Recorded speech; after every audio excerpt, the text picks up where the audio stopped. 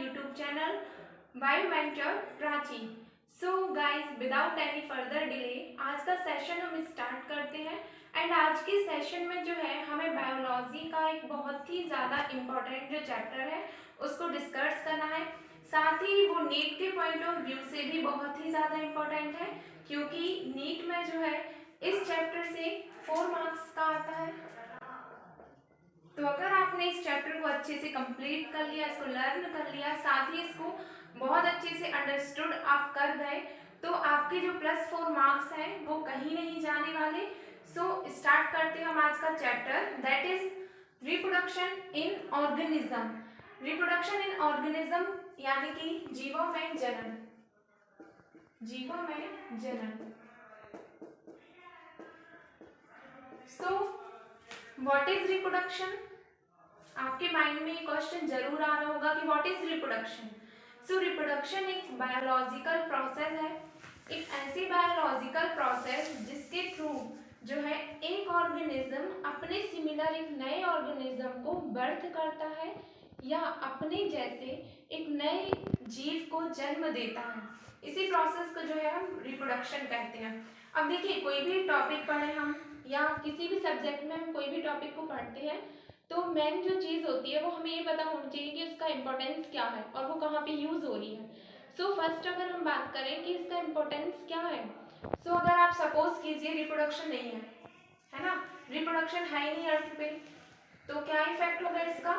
अगर रिप्रोडक्शन नहीं है तो आप जो है एक अपने जैसे नए ऑर्गेनिज्म को रिप्रोड्यूस नहीं कर सकते, है ना, उसको जो है आप जन्म नहीं दे सकते, क्योंकि आपको पता है प्रत्येक जीव यानी कि अर्थ पर कोई भी ऑर्गेनिज्म है उसने अगर बर्थ किया है तो उसकी डेथ जो है वो फिक्स है कि एक निश्चित जो है समय के बाद या एक फिक्स टाइम पीरियड के बाद जो है उसकी डेथ हो जाएगी।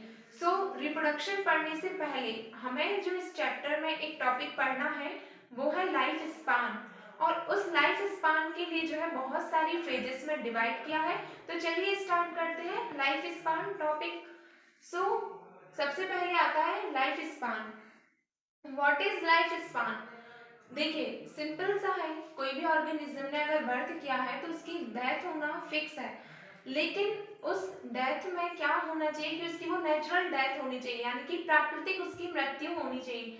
ऐसा नहीं है कि एक्सीडेंटली उसकी अगर डेथ हो गई तो हम बोलेंगे कि नहीं, उसकी जो लाइफ स्पान था, उसकी जो जीवन अवधि थी वो इतने ईयर्स की थी। नो, ये बहुत ही ज़्यादा गलत चीज़ है।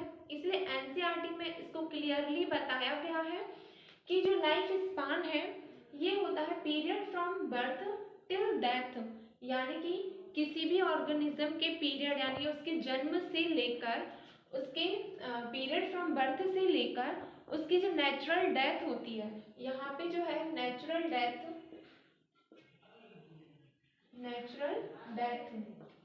इसके बीच में वो जितनी लाइफ जो है जी लेता है या जितनी लाइफ जो है व्यतीत कर लेता है उसी के लिए जो हम लाइफ स्पान कहते हैं, या इसे हिंदी में हम जीवन अवधि कहते हैं। मैं आपको बाइलिंगुअल पढ़ा रही हूँ, जीवन अवधि। सो क्लियर है यहाँ पे कि किसी भी ऑर्गेनिज्म के बर्थ से लेकर उसकी नेचुरल डेथ के बीच का जो टाइम पीरियड होता है उस टाइम पीरियड के लिए हम लाइफ स्पान कहते हैं। क्लियर है? नेक्स्ट इज कि जो लाइफ स्पान है इसको बहुत सारी फेजेस में डिवाइड किया गया है। फेजेस मतलब इसकी बहुत सारी अवस्थाएं हैं। फर्स्ट जो इसकी फेज है वो है जुवेनाइल फेज। जुवेनाइल फेज जिसे हम हिंदी में बोलते हैं किशोरावस्था। किशोरावस्था। So what is juvenile phase? Juvenile phase एक ऐसी फेज है या किशोरावस्था एक ऐसी अवस्था है जिसमें कोई ऑर्गेनिज्म डेवलपमेंट तो करेगा, दैट मीन्स उसकी ग्रोथ होगी, वो जो है अपनी बॉडी की बायोलॉजिकल प्रोसेस को कंटिन्यू रखेगा, लेकिन यहाँ पे जो जुवेनाइल फेज होगी इस फेज में डेवलपमेंट होगा, लेकिन यहाँ पे जो ऑर्गेनिज्म है या कोई भी ह्यूमन है या कोई भी स्पीसीज है वो इस फेज में डेवलपमेंट करेगी, लेकिन वो रिप्रोडक्टिवली एक्टिव नहीं होगी। रिप्रोडक्टिवली एक्टिव का मतलब उसमें जो है अपने जैसे एक न्यू ऑफस्प्रिंग को या अपने जैसे एक नई संतान को जन्म देने की जो है वो शक्ति नहीं होगी, या हम कह सकते हैं कि उसमें वो एबिलिटी नहीं होगी। सो जुवेनाइल फेज में एक पॉइंट बस आपको याद रखना है कि यहाँ पे ऑर्गेनिज्म का डेवलपमेंट होता है, बट यहाँ पे जो है उसमें रिप्रोडक्टिवली कैपेसिटी नहीं होती, there is no reproduction. Okay, so first juvenile phase. Second आती है रिप्रोडक्टिव या प्यूबर्टी। रिप्रोडक्टिव फेज या प्यूबर्टी, इसको हम कहते हैं प्रजनन अवस्था, दैट इज कॉल्ड प्रजनन अवस्था या रिप्रोडक्टिव एक्टिव एबिलिटी या प्यूबर्टी फेज। इस फेज में जनरली क्या होता है कि देखिए फर्स्ट जो फेज थी उसमें डेवलपमेंट हो रहा था, लेकिन उसमें जो ऑर्गेनिज्म था वो रिप्रोडक्शन करने के लिए एबल नहीं था। लेकिन जो रिप्रोडक्टिव या प्यूबर्टी फेज होगी, इस फेज में जो ऑर्गेनिज्म है वो जो है रिप्रोडक्शन करने के लिए जो है फुल्ली जो है रेडी हो जाएगा, यानी कि उसमें जो रिप्रोडक्शन की कैपेसिटी है वो डेवलप होने लगेगी। और ये कैपेसिटी क्यों डेवलप होगी वो आपको पता होगा, आप लोगों ने क्लास 11th में पढ़ा होगा कि रिप्रोडक्शन जो है गोनाड्स के कारण होता है। किसके कारण होता है? गोनाड्स के कारण होता है। और रिप्रोडक्टिव या प्यूबर्टी फेज में जो गोनाड्स हैं, ये गोनाड्स जो है डेवलपमेंट करते हैं, इनकी ग्रोथ स्टार्ट हो जाती है, जिस कारण जो ह्यूमन है या कोई भी स्पीसीज है वो रिप्रोडक्शन के लिए जो है एबल हो जाता है। इसी फेज को जो हम प्यूबर्टी फेज या इसको जो है हम प्रजनन अवस्था कहते हैं। नेक्स्ट है एजिंग। सो मैं आपसे एक क्वेश्चन पूछती हूँ, क्या आप एजिंग कर रहे हैं? यस, हम एजिंग कर रहे हैं। क्यों कर रहे हैं? क्योंकि आप जो आपने देखा होगा हमारे सामने कोई बेबी बर्थ हुआ, मान लीजिए सपोज दैट वो 2 इयर्स पहले वो जो है 10 साल का था, तो अब वो कितने साल का होगा? 12 साल का हो गया, यानी कि उसने क्या की? एजिंग की, एजिंग हो रही है उसकी।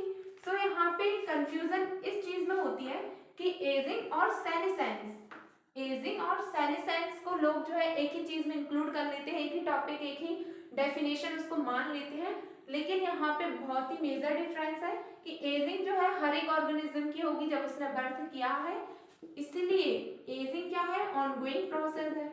क्या है? ऑनगोइंग प्रोसेस है। ओके, और सेनेसेंस क्या है? तो सेनेसेंस एक ऐसी प्रोसेस होती है जिसमें कोई भी ऑर्गेनिज्म या कोई भी ह्यूमन है जो वो रिप्रोडक्टिवली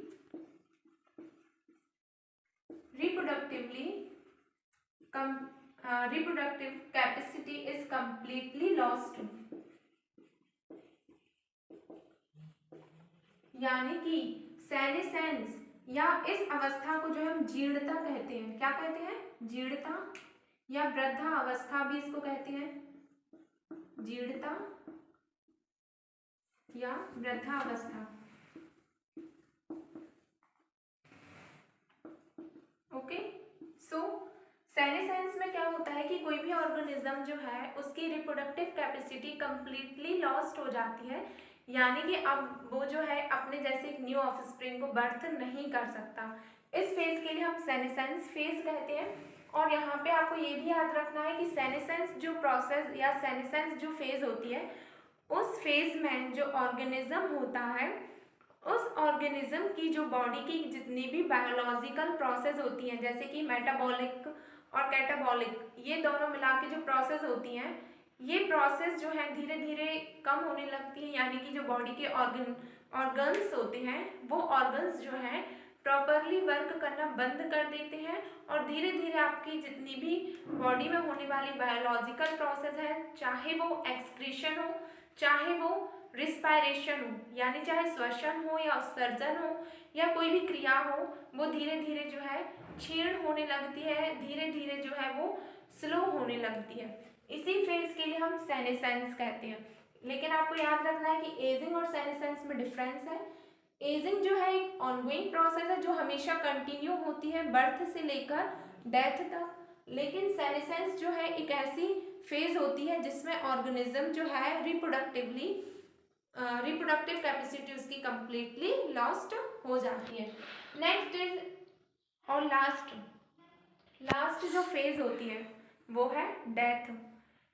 इस फेज में क्या होता है कि जो हमारी बॉडी होती है उसका कंप्लीटली सेसेशन हो जाता है, यानी कि सेसेशन ऑफ बॉडी एक्टिविटी।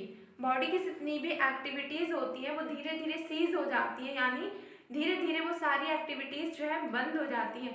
आपका जो दिल है या आपका जो हार्ट है वो बीट करना बंद कर देता है, और आपकी जो बॉडी के और भी सारे जैसे आई है, नोज है, ईयर्स है, एक्सेट्रा जो भी ऑर्गन्स हैं वो सारे ऑर्गन्स जो है अपना फंक्शन करना बंद कर देते हैं। उनकी मैकेनिज्म जो होती है वो सारी मैकेनिज्म यहाँ पे जो है रुक जाती है, या हम बोल सकते हैं कंप्लीटली जो है वो समाप्त हो जाती है। सो आई थिंक यहाँ पे जो लाइफ स्पान टॉपिक था इसकी चारों फेज, जुवेनाइल फेज, रिप्रोडक्टिव या puberty phase, ageing phase, senescence phase and last death phase, ये सारी चीज़ें आपको समझ आई होंगी। अब जो लाइफ स्पान टू टाइप्स की होती है, एक होती है एवरेज लाइफ स्पान और एक होती है मैक्सिमम लाइफ स्पान।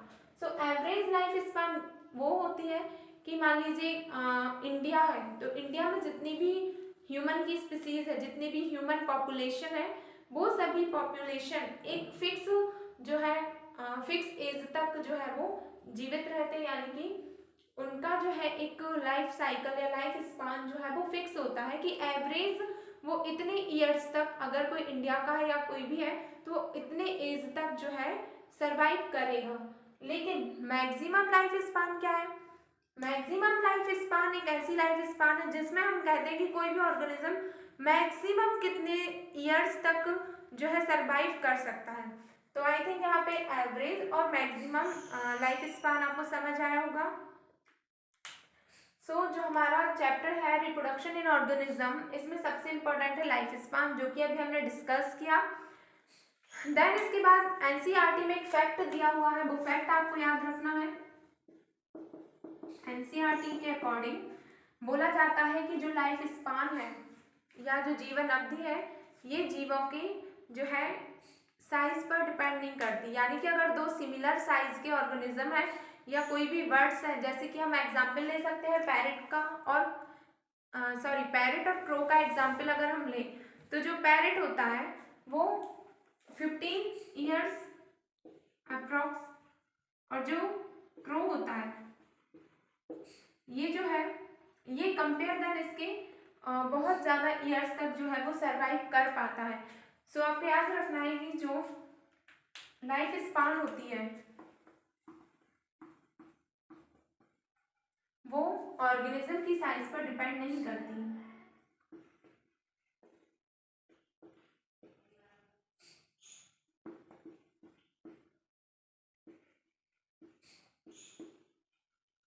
यानी कि वो साइज से उसका कोई भी लेना देना नहीं होता कि अगर किसी ऑर्गेनिज्म की साइज दो ऑर्गेनिज्म की साइज सेम है तो उनका लाइफ स्पान भी सेम होगा। सो आज हमने पूरा कंप्लीटली लाइफ स्पान को डिस्कस किया है। नेक्स्ट जो हमारी वीडियो होगी उसमें हम समझेंगे कि रिप्रोडक्शन कितने टाइप्स का होता है। मेनली जो हम उसमें सेक्सुअल रिप्रोडक्शन और असेक्सुअल रिप्रोडक्शन की मेथड्स और उनकी जो मोड्स हैं उन सभी को डिस्कस करेंगे।